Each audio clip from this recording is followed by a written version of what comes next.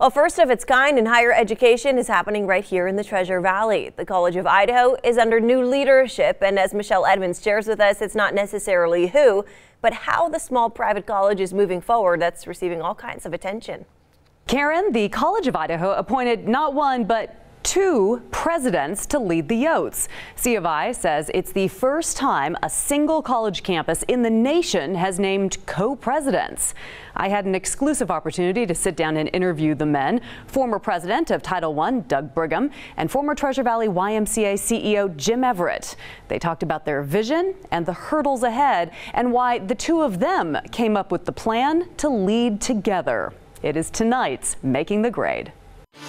Has it hit you that you're now the president and the president of the College of Idaho?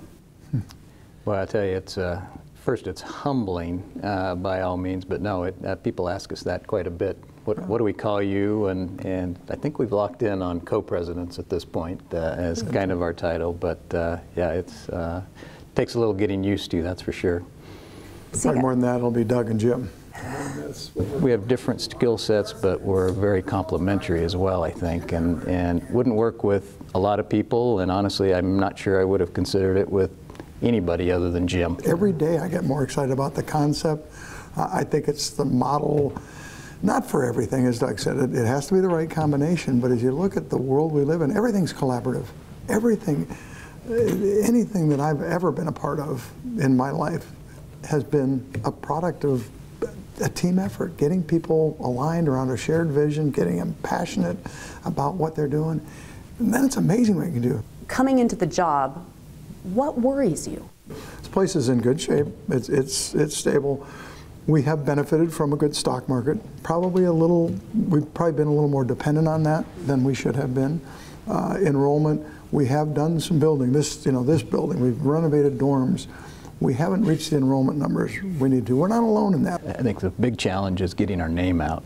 I don't know about Jim, but I've been congratulated as the president now of College of Western Idaho, College of Southern Idaho, University of Idaho, and all great places. All great places, yeah, but not the College of Idaho. And so, how do you fight the perception that the College of Idaho is just too expensive?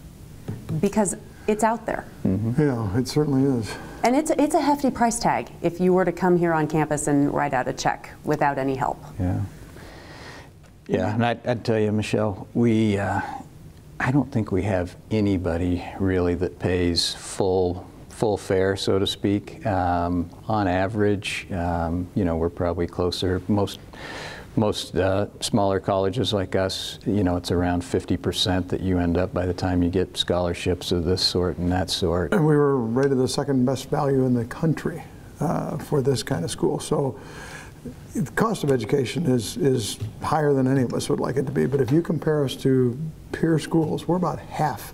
Tell me your work environment. Do you have co-mingling in the office for co-presidents? Do you have your own separate offices? Do you have your desks buddied up together like in school?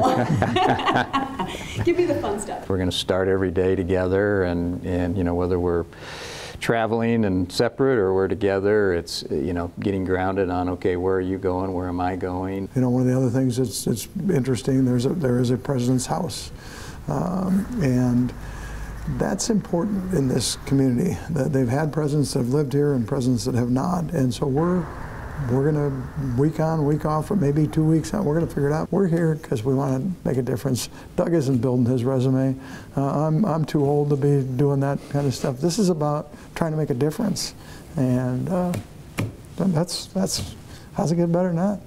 Besides the president's house and all of their official duties, the co-presidents are also splitting the salary. If you have an education story that's making the grade, send me an email or a message on Facebook.